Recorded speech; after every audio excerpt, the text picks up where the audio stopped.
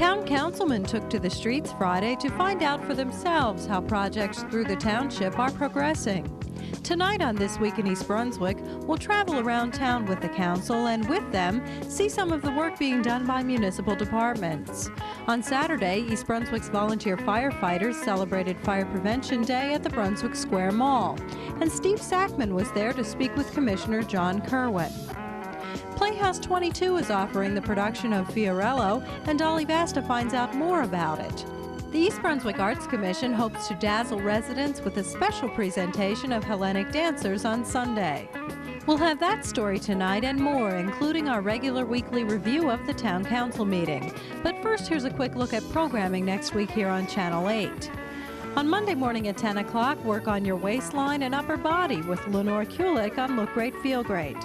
Stories from the library for preschoolers follows at 10:30 with Youth Services librarian Carol Phillips.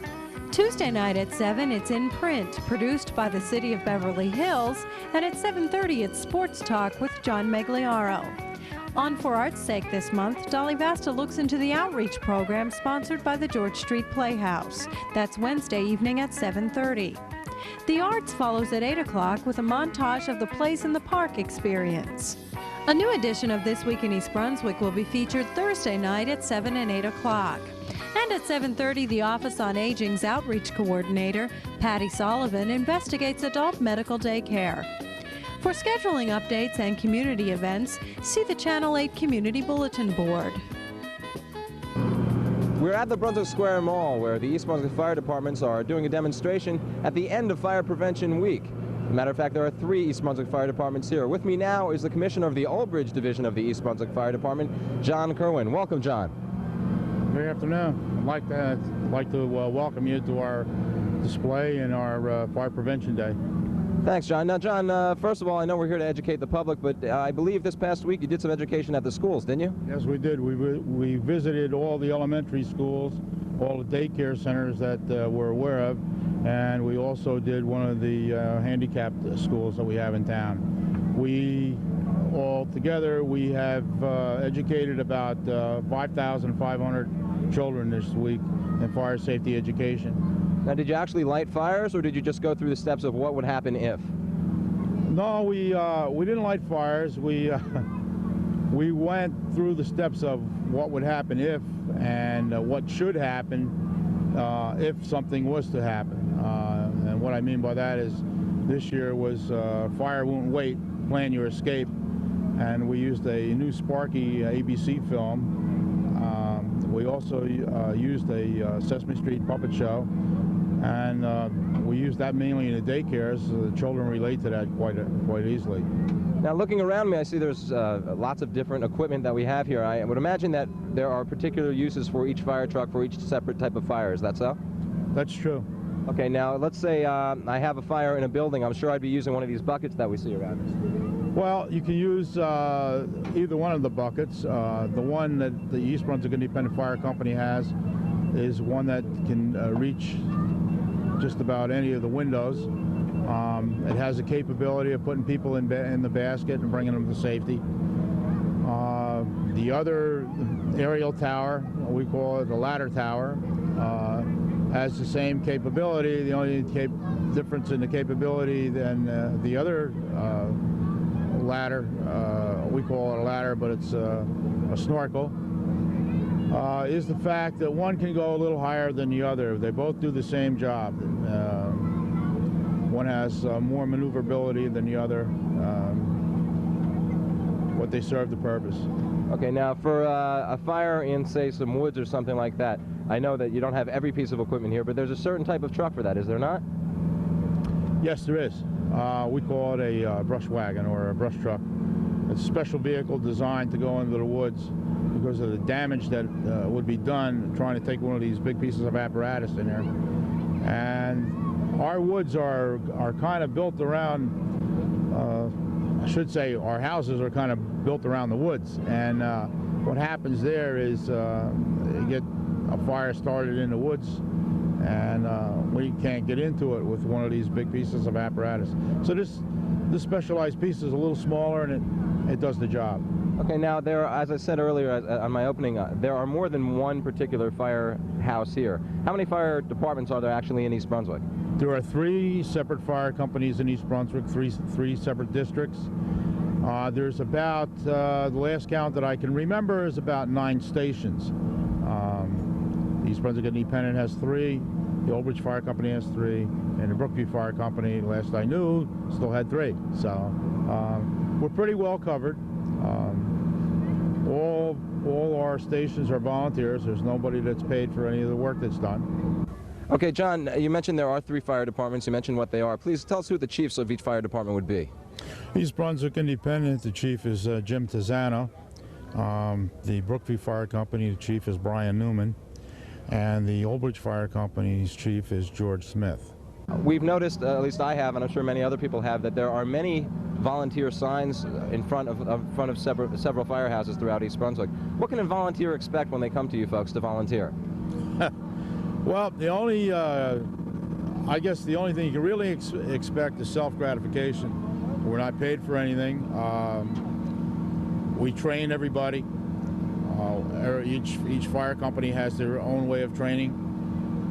We're basically all trained the same way. It's just maybe a different sequence. We all attend the same schools.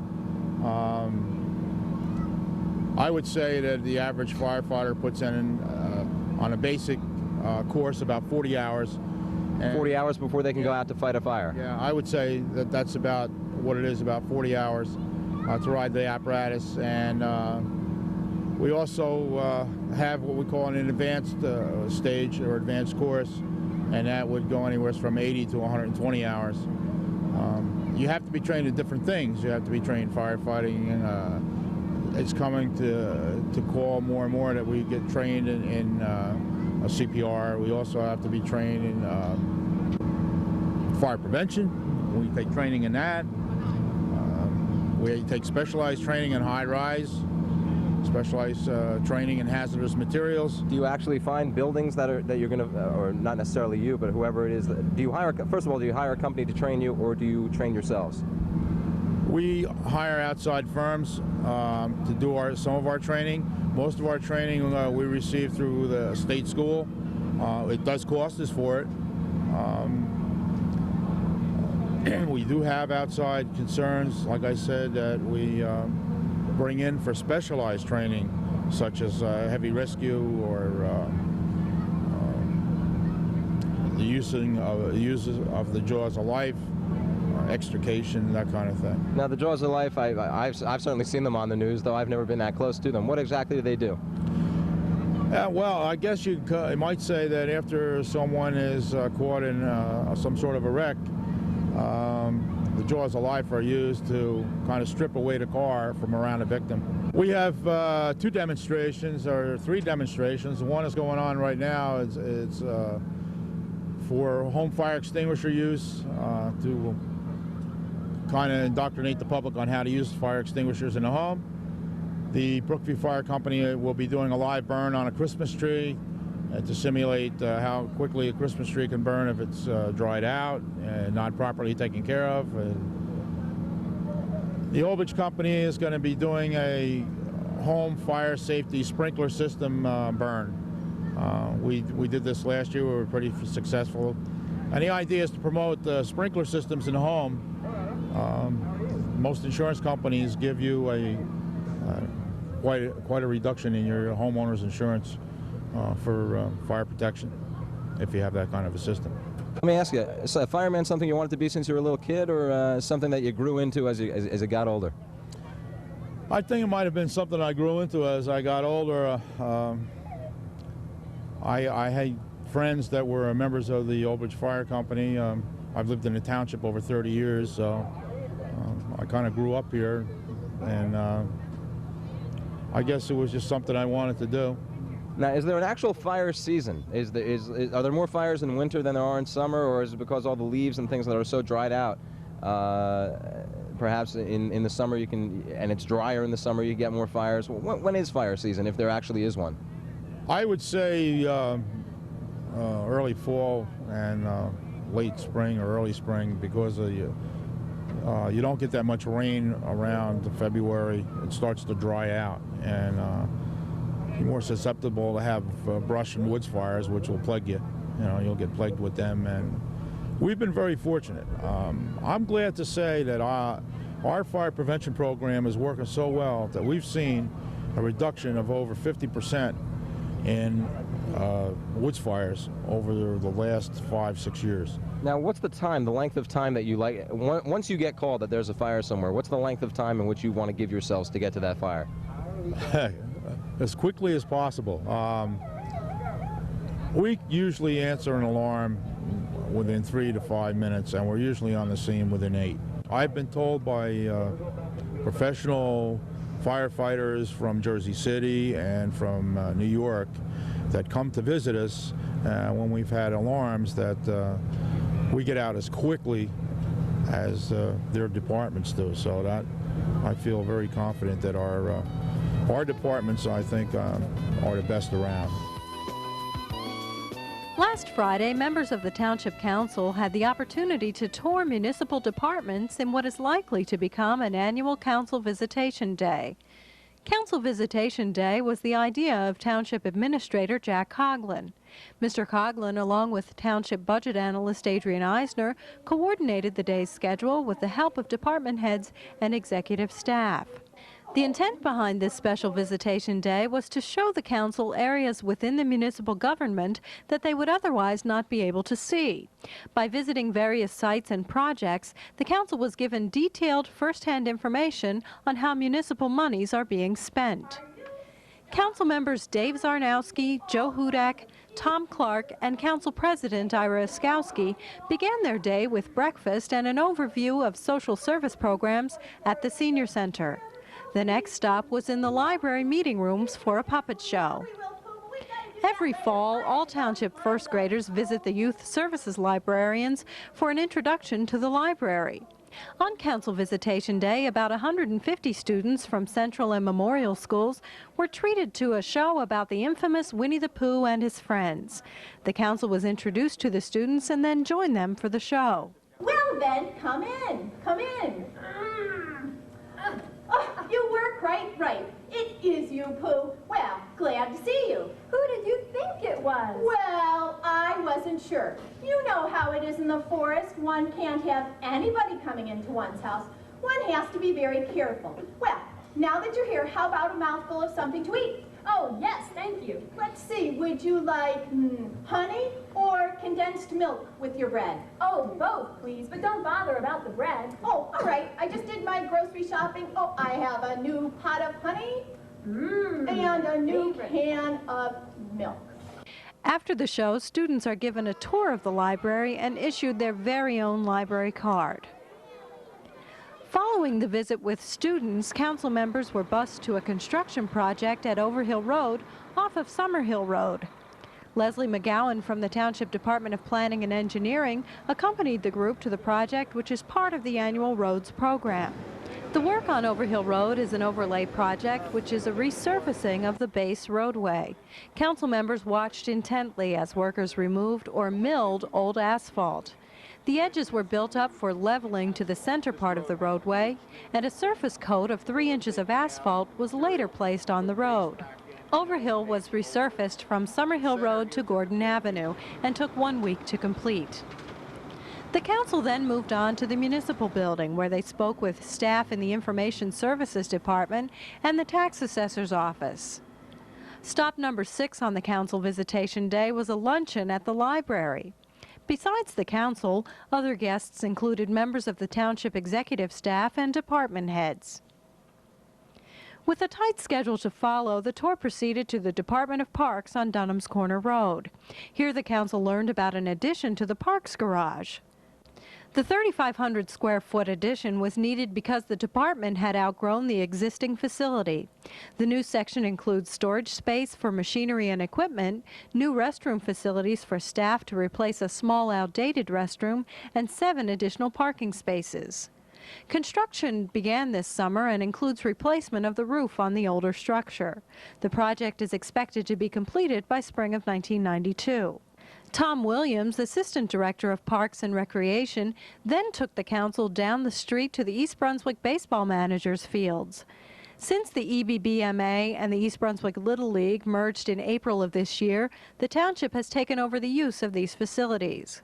The council was shown the inside of the site building, which is currently unused. They talked about what improvements might be needed over the next few years. Over 1,000 township kids benefit from the use of the EBBMA fields every year. After leaving the baseball fields, the council then got a grand tour of the Ticey's Lane water pumping station. The pumping station was recently renovated to increase the capacity of water running through the township and to improve the way that the water flow is monitored. At the Ticey's station, an average of 8 to 9 million gallons of water pumps through the system every day. Construction on the expansion project began in June of 1990 and included the addition of 2 new pumps that can handle much higher rates of water. A new computer system was installed to accurately monitor water flow and consumption. Council members were given details on the system by staff member Bob McGuire. That afternoon, the council traveled back to the municipal building for a presentation by the clerk's office and a tour of the police station radio communications facility. Throughout the day, council members learned a great deal about township departments and their responsibilities. Council members agreed that the day was a success and should become an annual event.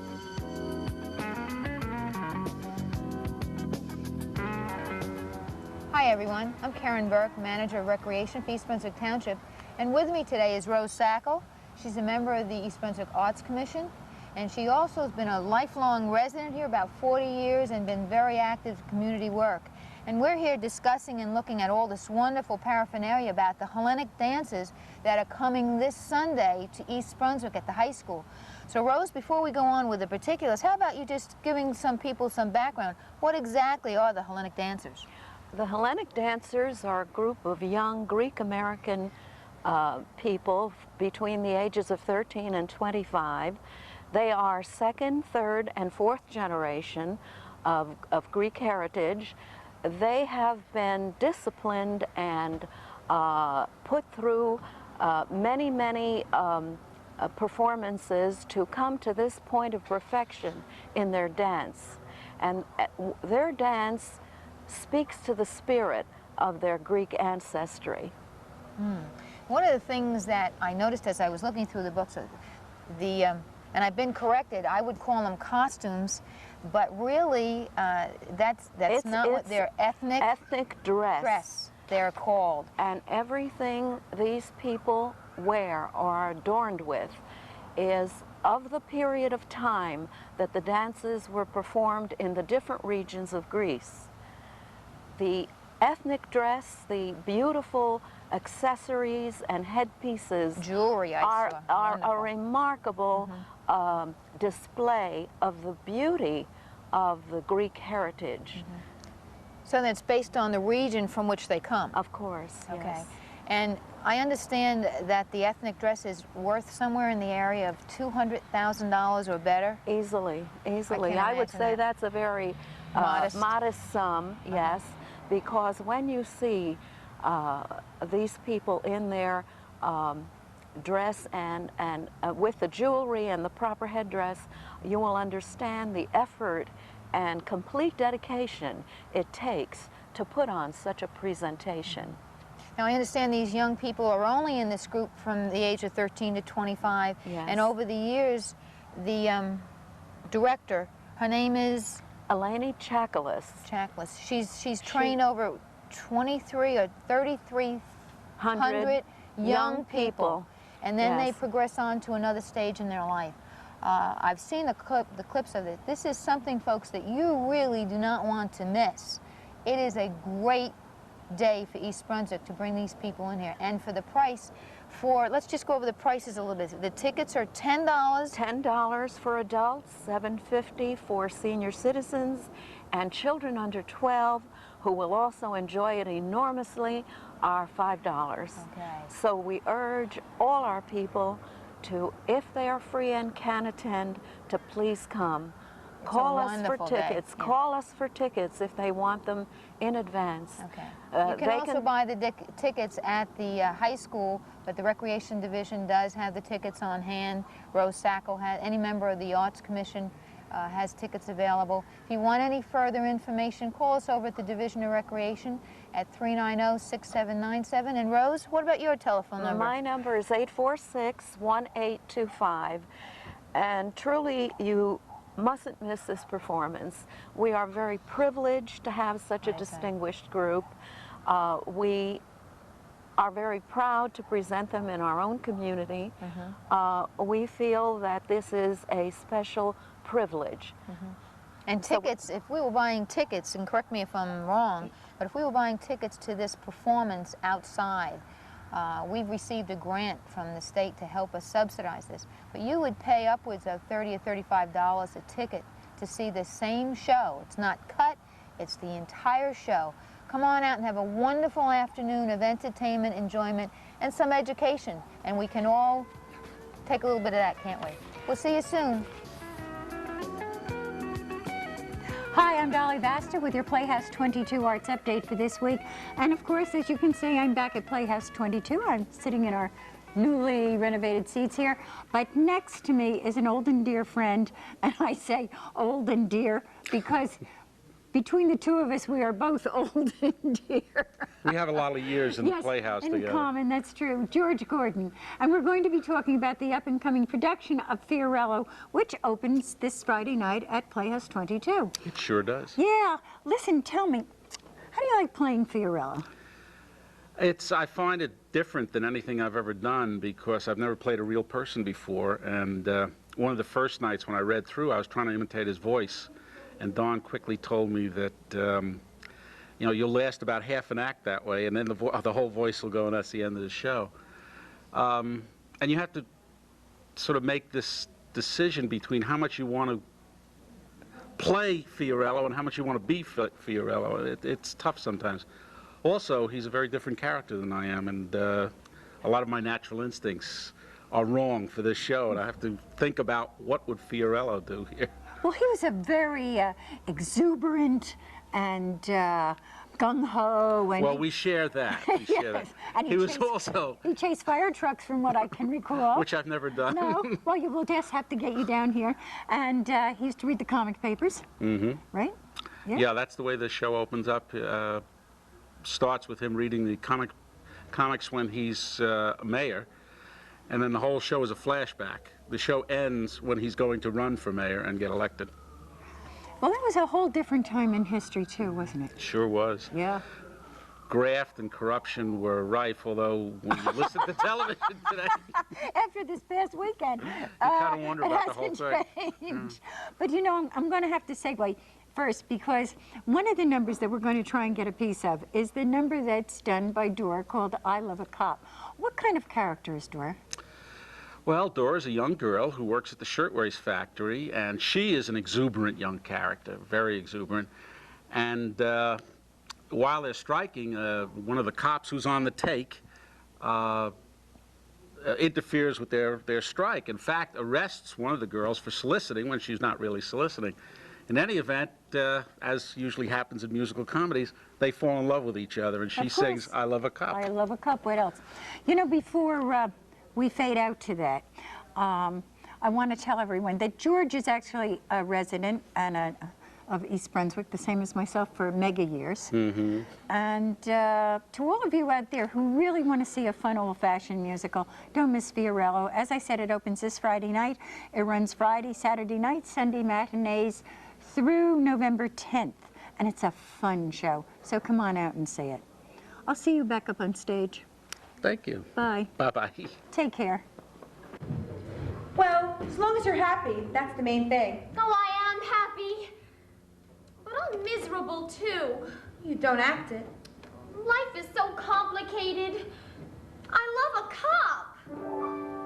I love a cop. What a situation, ain't it awful? Life is really grim. I can only say that it's unlawful how I feel toward him. I love a cop.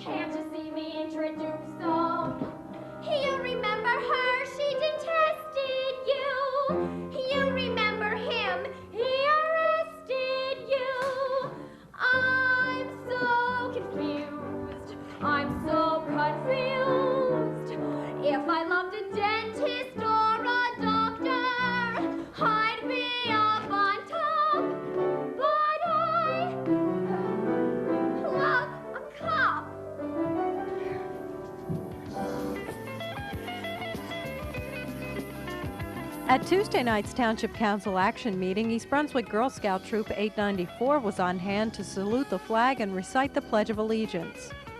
Also at the meeting, former Councilman Richard Walling was honored for his service to the township. In other council news, several ordinances were tabled to future meetings so that the council has more time to discuss each one. Two of these ordinances concern Phase 5, the widening and improvement of the intersection of Hardenberg Lane and Fresh Ponds Road. These ordinances were tabled to the next action meeting on November 12th. Two other items pertaining to the controversial business licensing ordinance were tabled to the January 6, 1992 action meeting.